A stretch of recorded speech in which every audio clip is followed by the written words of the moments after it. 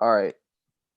Okay, now we're going. Okay, I'm peacing out. All right. Nice. All right. Yeah. I At think the we end, should. send me the recording that gets downloaded to your computer via Slack. Okay. I will. All right, bye.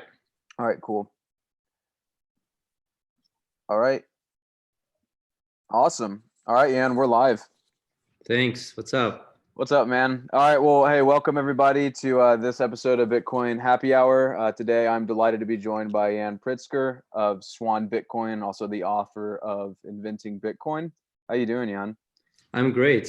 Thanks for having me on. I'm really excited to chat.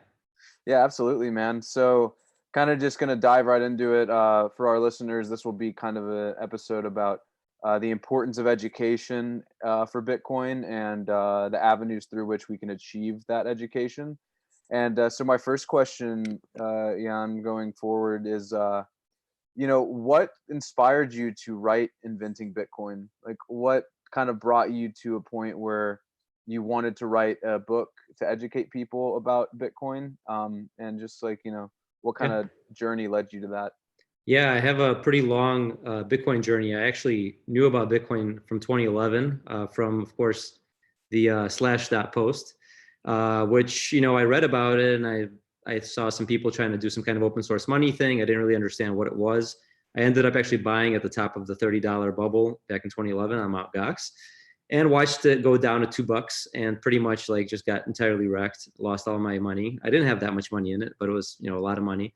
Sold at $2, of course, the bottom, and got out and didn't really even understand it. And then again, same thing happened in 2013. Heard about it at $1,000, bought it at $1,000, saw it go down to 300. Again, I was like, okay, I'm not sure what it is I keep getting into. It's very confusing. I never really researched it. So it wasn't really until 2016 that I started digging into it. It was kind of actually based on a friend of mine, or my cousin actually came to me and told me to look into it. And at some point, I finally understood what was going on, right? It took me a while to actually dig into Bitcoin and understand that it was a type of money and not just like some kind of new payment system. And when I understood that, I got really excited about it and basically just fell down the Bitcoin rabbit hole as people do. And for the next, pretty much from that point on, from 2016 onwards, I was just like reading and listening and looking at videos and just like everything I can get my hands on with regard to Bitcoin. And so as a part of that, I started going to high schools. I had friends who are teachers, and my wife is a teacher. So I started going to high schools trying to explain Bitcoin to kids because I thought, like, this is the generation that's going to get it, right? And I found that so many people didn't have the first clue about what Bitcoin was because there's so much noise in the media, right? So when I started doing that, I just realized that there was too much information out there. Some of it was good, some of it was bad, some of it was very detailed and too detailed for people to understand. And I really wanted to simplify that. And so through the process of giving these talks, I started to figure out sort of how to explain Bitcoin the most simple way possible to get it at the core of its principles. And that's really what led me to kind of look at writing the book, because I wanted to give people something that was super short that I could say, here, if you read this, it's 100 pages, not super long, not a crazy time commitment, but coming out of that, you should understand what are the claims that Bitcoin makes and how does it actually execute on those claims, right? And that's kind of what led me to the book. Yeah, and so, what strategies have you found are most successful when trying to explain Bitcoin to people who may know a little bit about it, but like you said, have kind of been, um, you know, let's say their imagination has been bludgeoned by the constant media barrage, right? And the media Yeah. flood. Like, what angle do you find or explanation often helps? Oh, I really like to begin with a statement that Bitcoin is money. I think it's a controversial statement to make at this point because Bitcoin isn't, used by everybody all the time. But it is what it's trying to achieve. It's trying to achieve the status of money. And when you say that, you start to have people ask questions like, why is this money different from all other monies that I might have known? And it's interesting giving this talk to kids these days because they know money in a lot of different forms. They know cash, they know credit cards, they know Apple Pay, they know Venmo, PayPal, Apple, Android Pay, Apple Pay. There's so many different types of electronic and physical money these days that I think it's actually it's pretty easy to say, okay, look, these are all the monies we've had so far, and this is a new type of money. And the way that it differs is that it's not under anybody's control. That's really the biggest difference with Bitcoin as opposed to your government issued money or electronic money that is that you're using day to day. And that's kind of where I start.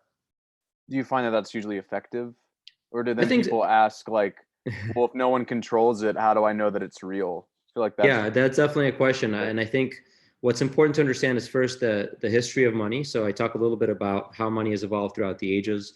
One of the things I like to look at is the proto money, like we've seen with shells or beads that have been used in Africa or Native America or other places, and showing how when somebody uses this kind of like commodity money, and then somebody else comes in with a new technology to produce this money and makes it really like lots and lots of it all of a sudden, that money quickly loses value. And that starts to build the concept that the reason money works is its scarcity, right? If money was not scarce, it starts to lose its ability to function as money, which is very clear when you're talking about shells and beads. It's less clear when you're talking about like the US dollar, because the US dollar isn't scarce either, but it is somewhat supply constrained, right? We're only printing a certain amount of it per year. But it's not as bad as like somebody coming in and printing all these, or creating all these shells and beads. And so establishing that baseline helps people understand how money currently works, which is that somebody is basically in charge of controlling how much of it we create. With Bitcoin, the difference is we don't have anybody in charge of that supply. We have a fixed amount of supply, and it's released on a very specific supply release curve, meaning a certain amount is produced at a time.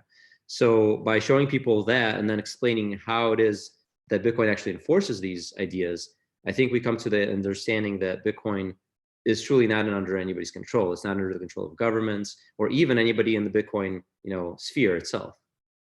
And that's one thing that I think is really hard for people to grasp. I've had the idea of like a decentralized monetary system, right? Because I feel like whenever I talk about Bitcoin to someone who knows of it but has a very erroneous and incomplete picture about what Bitcoin is, they'll say, they'll say things like, well, who's the CEO, or like what company runs it? You know what I mean? Yeah. And yeah, I mean, I get that that's all. common. Yeah, and it is. And I think it kind of shows the misconception that most people have, where they expect, especially something of this level of prominence, I think at this point, like, sure, like we're still early and it's not on the minds of everyone every day like it is for us. But, an asset that has risen to $20,000 valuation when it started at nothing is, very much news and noteworthy. So I think when people see a big success like that, they assume that there has to be something behind it driving that success. And I think trying to get people to understand the ways in which a decentralized economy works is just very difficult, because it's completely contrary to the way most things are done in our modern society. Yeah, I agree. I've actually had the question of like, what sets Bitcoin's price? Well, that's a question that fundamentally misunderstands how markets work. And it's common from high schoolers because they don't really have a lot of exposure around pricing. But nothing sets the price of anything except for supply and demand, right? It's always the case. Doesn't matter if it's something tangible like a piece of gold or a rock or a piece of furniture or a house, or something digital, right? I mean, there's digital books for sale and people buy those, right? And those actually have zero marginal cost to produce. Like I sell a Kindle book, I can produce millions of them for free. So the price of something is set by its supply and demand. And so the fact that Bitcoin's price has gotten to a certain level just means that's what supply and demand meets. Now, I think what's interesting about Bitcoin is that the supply isn't really flexible. So the more people want it, with other things, like if people want lots and lots of gold and they drive up the price of gold, well, then that makes gold mining profitable. So people go and mine more gold and they produce more gold to fit the demand. Now it's hard to produce gold, but it's damn near impossible to produce Bitcoin beyond its specific supply curve. And that's a part of the reason the prices do what they do. And of course, the media goes crazy every time the price is up.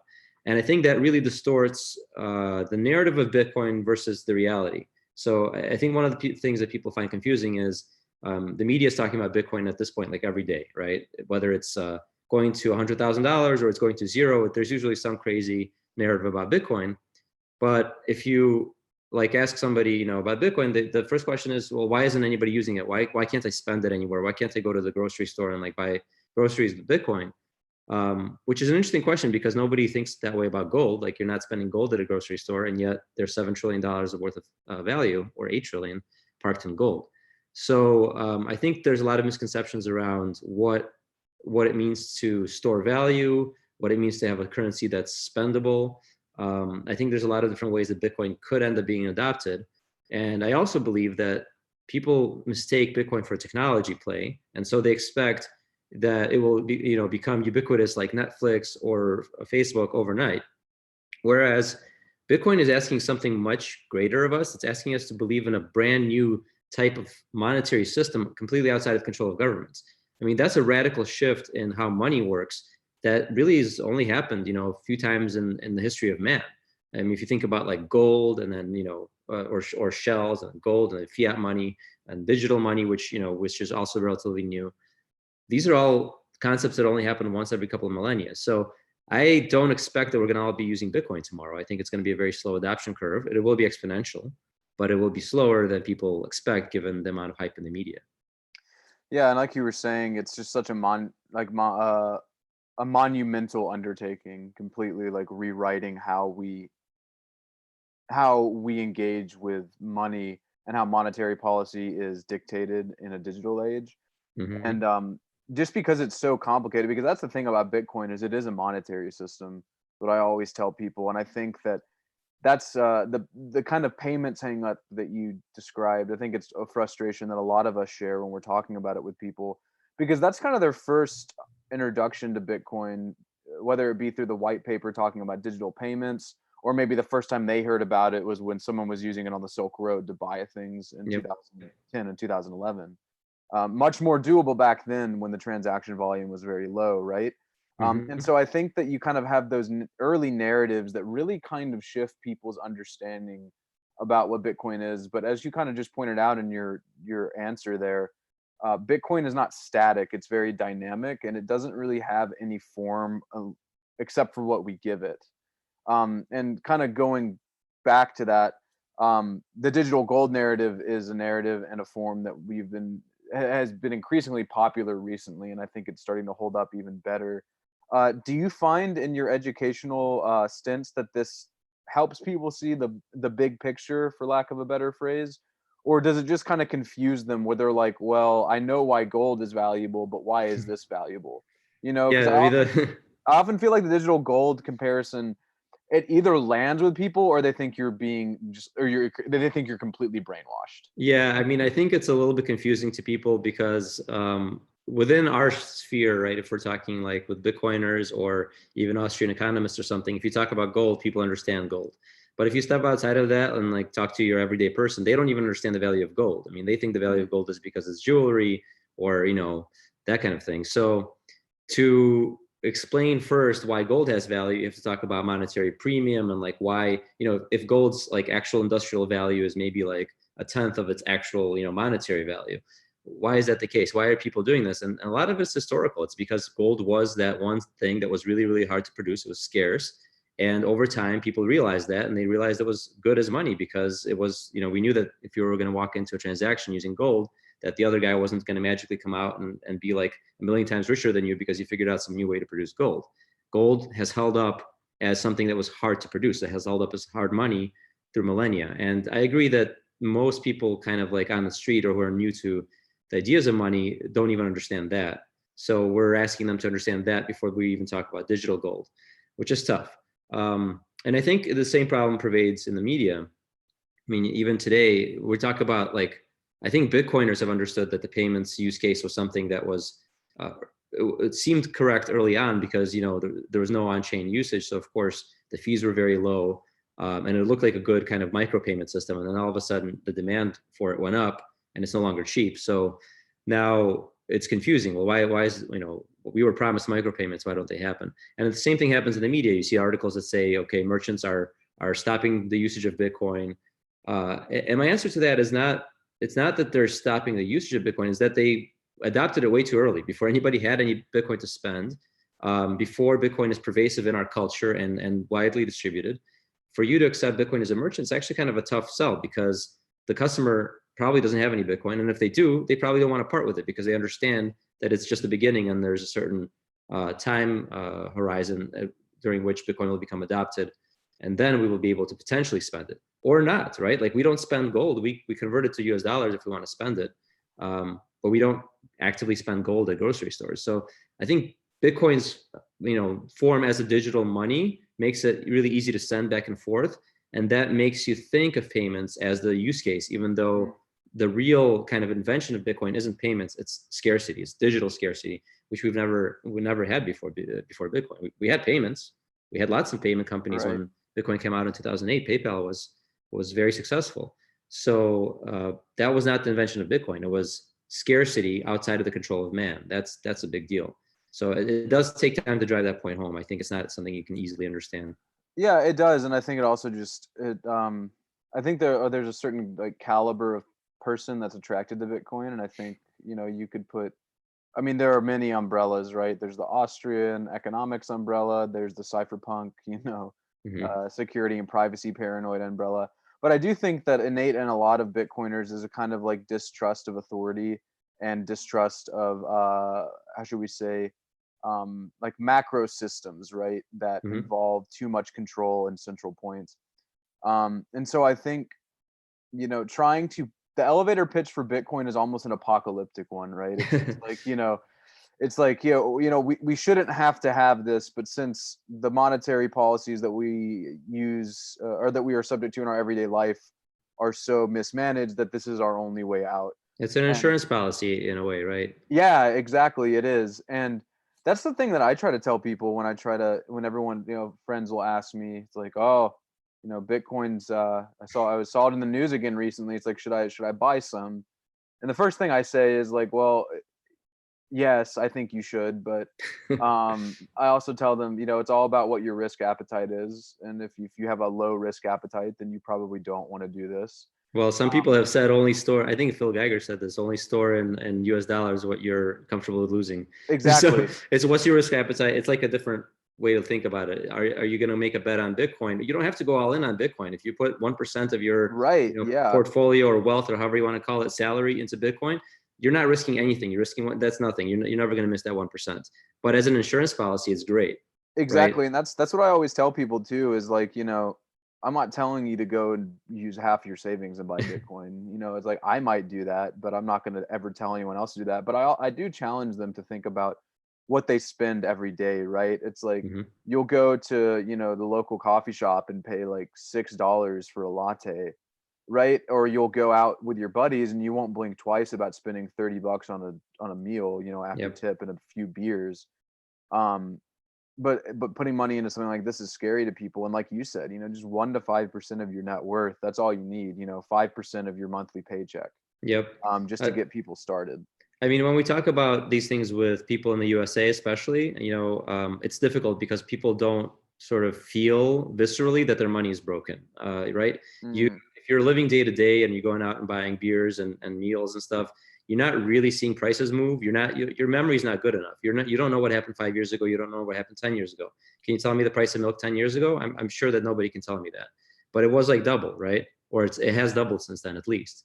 So it's not just the inflation and consumer good prices, but if you look at things like education and healthcare and every like housing, right, the stock market, everything's at super inflated valuations, and there's lots of ways you can talk about it, sort of as an intelligent person understanding the macroeconomic system and like understanding how banks print money and all that. But it's way too much to dump on somebody when they're coming into Bitcoin. You can't be like, well, let me tell you about how the Fed works and like all that.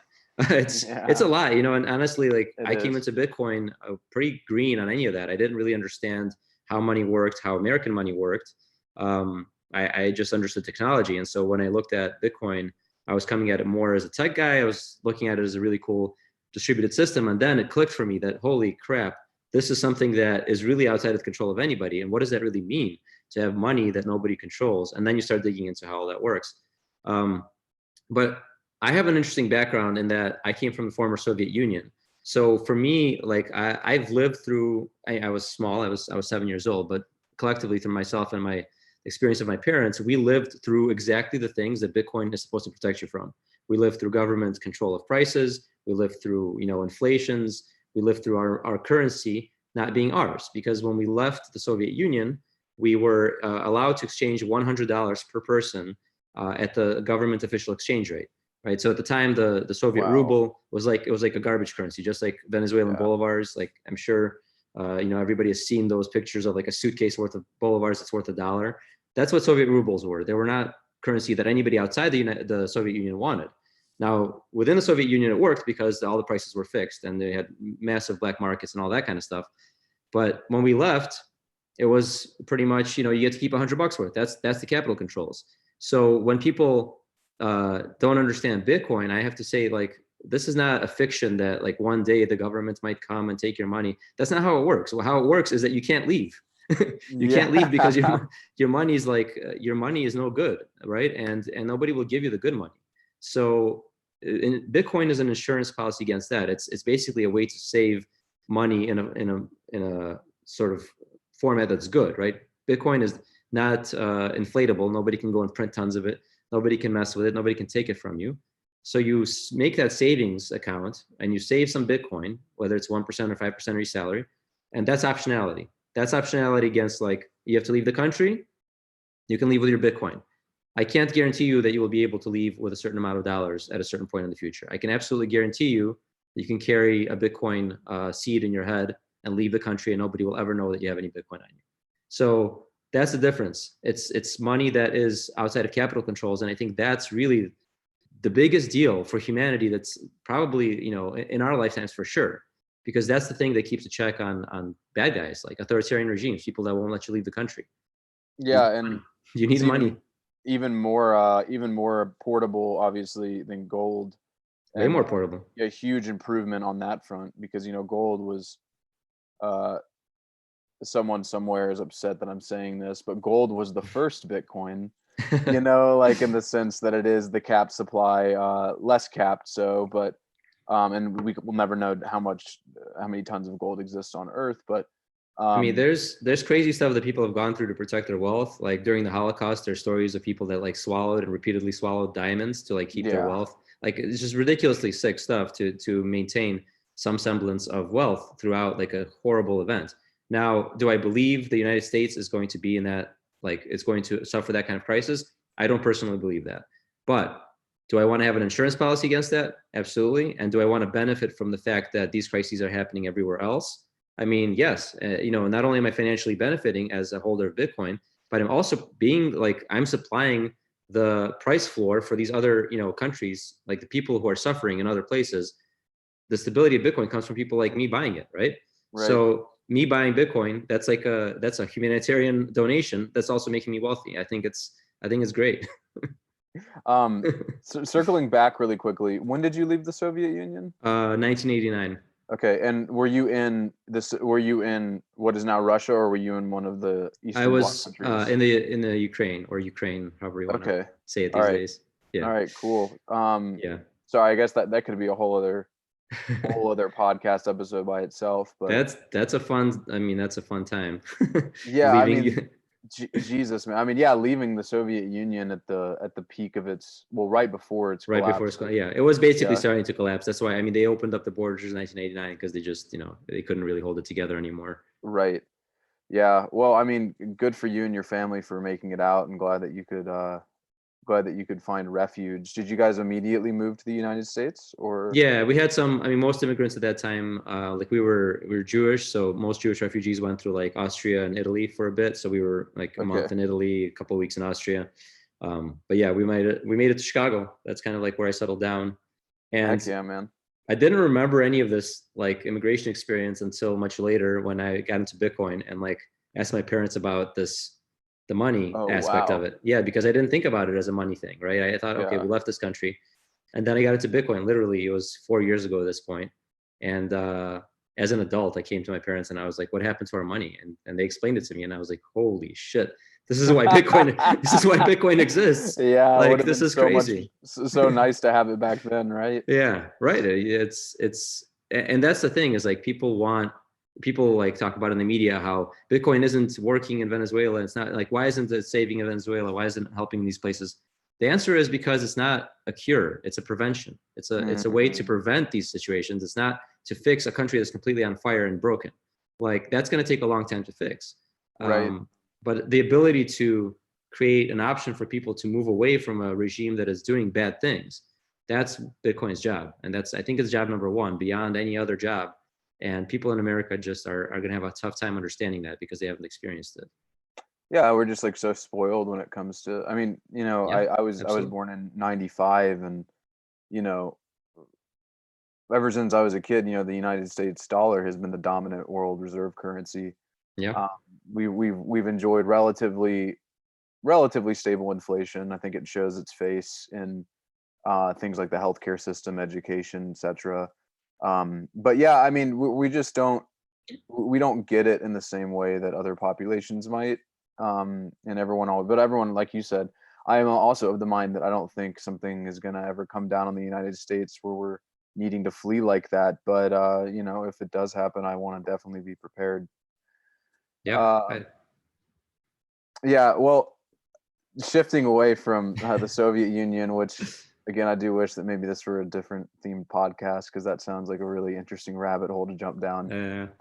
I'm fascinated with communist Russia, but I want to move towards Give Bitcoin, recently rebranded as Swan Bitcoin, which for our listeners, quick disclosure, they are a sponsor of the podcast. I personally love the service. I've used it a few times for Christmas gifts to give Bitcoin to some of my family members and friends.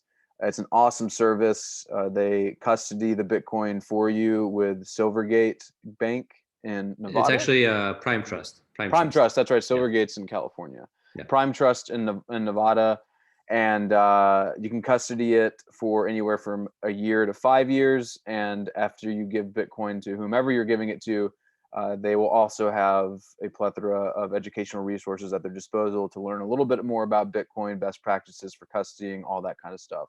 Yeah, Cool we're trying to give people an education enough that they understand the value of Bitcoin and that they can then learn how to self-custody, because a lot of people are just not prepared to do that out of the gate. Yeah, absolutely. And that's one of the things that I love about it is, you know, it gives them that kind of intermediary period, because like I've given Bitcoin both through Give Bitcoin and also just in hardware wallets. And every time I give someone a hardware wallet with Bitcoin, they're just like, bro, like, what do I do? Like, how do I use this? How do I back up my seed is the question, because that's the thing. Like, yeah, man, it's good to have a piece of hardware, but that seed, that's the thing that's going to get you, you know?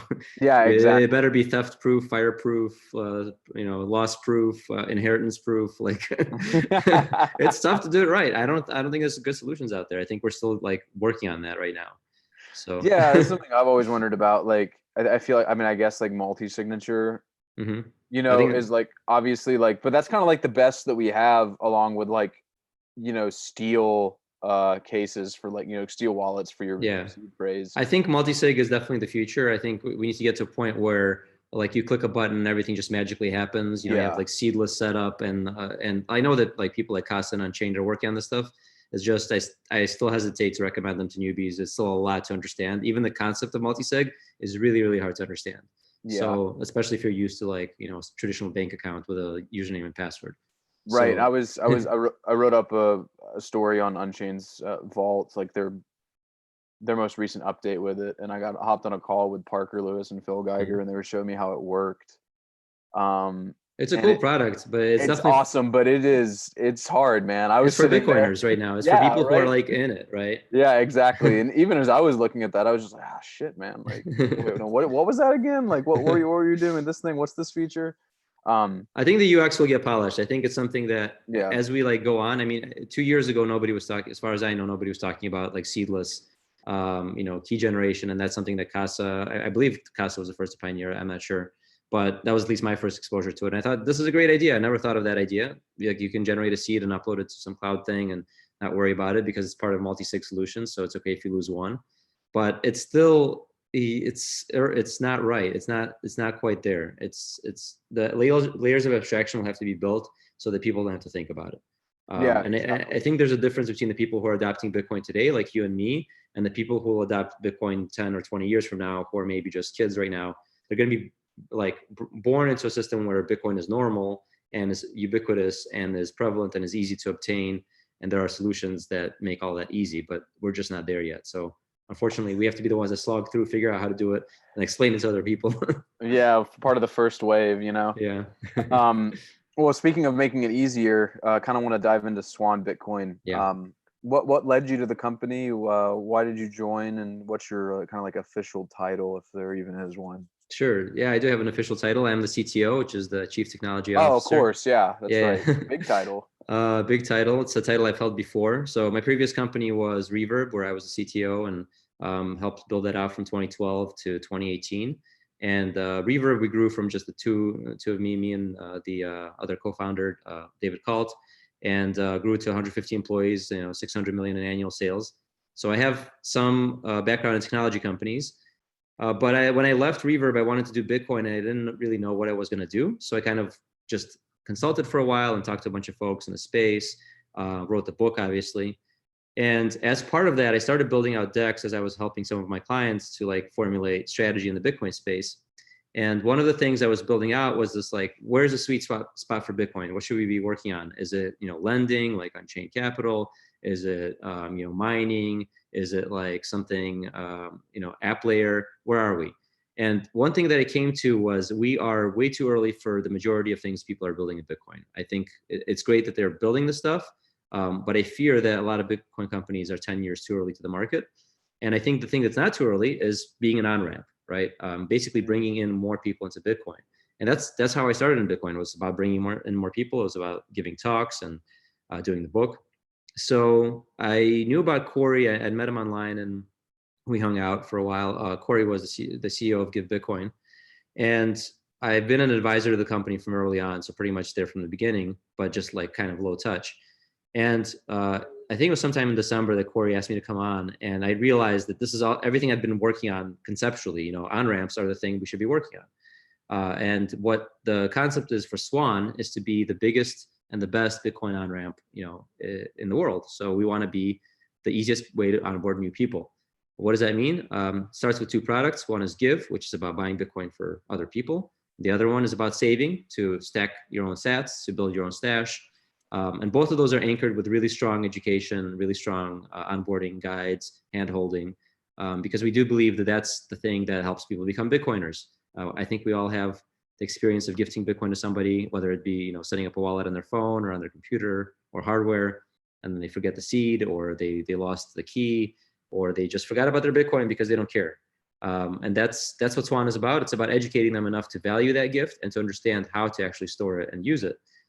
So we're putting together a great book. It's called The Gift of Bitcoin. And it's got chapters with content from people like Saifedean and Stefan Livera, myself, and a bunch of other people who are authors and podcasters in the space. So it's about marrying the education with the onboarding process to really create somebody who we can call a Bitcoiner, somebody who's actually going to go and then stack those sats and then gift more Bitcoin to other people and spread the word. That's what we want to do, right? More Bitcoiners, number go up. Very simple business model. Hell yeah, man. So what was behind the name change? I think we wanted something that was a little bit more of a consumer brand and something that had depth to it. With Swan, we think that we kind of both love Nassim Taleb and his idea of the Black Swan, which we believe Bitcoin is a type of Black Swan event, right? It's something nobody saw coming. It completely disrupted the financial system, the money system.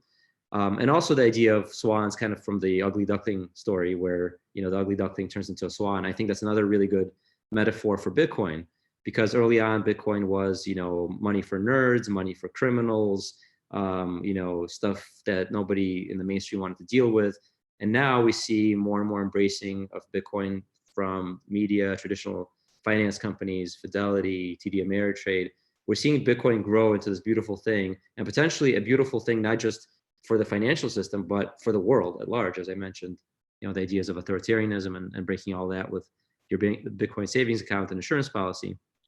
So that's what we see. Bitcoin is that black swan that's also turning into a white swan. It's turning into something that's beautiful for the world. It's going to help humanity. And what better metaphor is that for a company that's going to, bring more people on to that system? Amen to that, man. It was Corey's idea. I just love explaining it. Yeah. So what's the timeline for this Save Bitcoin app? So for saving, we're looking at end of this quarter to launch that. We're still kind of figuring things out on the product side, but we're pretty confident we can get that out. And then in the meantime, we're kind of minting new Bitcoiners through the Give product. and we're going to be launching a redesign of that page, hopefully by Monday, if we can really crack the whip on the designer. But yeah, we'll be launching a brand new page, and it'll look really cool and have some nice custom graphics and feel a lot more friendly to a more mainstream audience. And that's really our goal, is not just to get Bitcoiners to give Bitcoin, but for anybody on the street to give Bitcoin without any experience. Just plug in a bank account and that's all you need, and we take care of the rest. So the idea is not for necessarily people who are all about Bitcoin. It's all about, if somebody likes to receive Bitcoin for their birthday, they can sign up and request it, send the link to their friends, and their friends don't have to know the first thing about Bitcoin. They can just click the button and fill out the form. That's the plan. Yeah, man, and it seems like y'all are making great headway towards that. I mean, I was Appreciate very, very pleased with how simple the UI and UX is. Yep, and that's part of my job too. Is like I'm coming on board. I'm slashing features and I'm making it as simple as possible, and really streamlining, because we think that the more simple the user experience, the more people we can get on board. Right. That's the whole concept of the company. Is everything's got to be simple. The marketing, the messaging, the brand, the flow. Everything's going to be as simple as possible. And it's going to be a pretty big contrast to onboarding somebody to like, a Coinbase or one of those exchanges where the first thing they see is like 30 coins that they have to learn about. I can't send people there anymore, because all they ask me is whether they should buy Litecoin and like Bcash.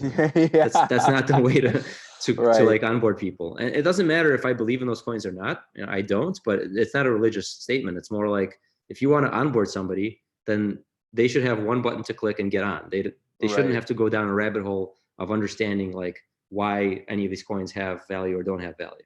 It's too much to ask from somebody. So I think we're going to see people moving away from that. Yeah, I mean, you're definitely starting to see that consolidation, I think. We've seen a lot of delistings this year from exchanges and companies kind of pivoting back towards Bitcoin. Yeah, it's funny because if you imagine like any coin, I think you can imagine any coin getting delisted, but I don't think you can imagine Bitcoin getting delisted. That's like the No. end of the exchange, right? Not Like at there's all. one coin that they Yeah. will never delist. And that's the litmus test for which one is the real coin. I mean, it really is, man. And like, that's why I think it's still funny even now, as we're like, seem to be kind of approaching more favorable market territory. People are talking about alt season, and you see like ETH heads talking about if Bitcoin is if Bitcoin is the dominant coin by market cap, Yeah. in 10 years, and it will have failed, like crypto will have failed. Oh my God. Just all of these just absolutely asinine and insane statements. I think there's a massive gap between what is discussed online in Bitcoin circles or crypto circles, if you will, and what is the truth on the street. Because if you ask anybody, like a random person on the street who's not in like tech or whatever, you ask them if they've heard of Bitcoin, they have. And if you ask them if they've heard of anything else, they have not. Like the actual, on the street brand recognition of Bitcoin is like 99.9%. Whereas online, it's like, oh, Bitcoin's only got 60 or 70% of the market cap. It's a whole load of horseshit. Nobody cares about any of these other coins except for honestly, people who are trading crypto as a profession and trying to like earn money, meaning earn Bitcoin, right? That's what everybody's trading them for. Yeah, let's be dude. honest here. That's so true too. Because whenever I would tell people, like, they're like, "Oh, what do you do?" Now I've just told them that I'm a fintech reporter because I don't want to get into it. But I would tell them it's like, "Oh, I'm a cryptocurrency journalist." Yeah, you should just say I'm a Bitcoin reporter, because I've started normalizing that. It's absolutely. That's what I've started doing, because I'll say cryptocurrency and they'll just be like, "What?" I say Bitcoin, and they'll go, "Oh, okay." Exactly, right? Yeah. I mean, sometimes you have the like, oh, I'm in Bitcoin. Which Bitcoin are you like?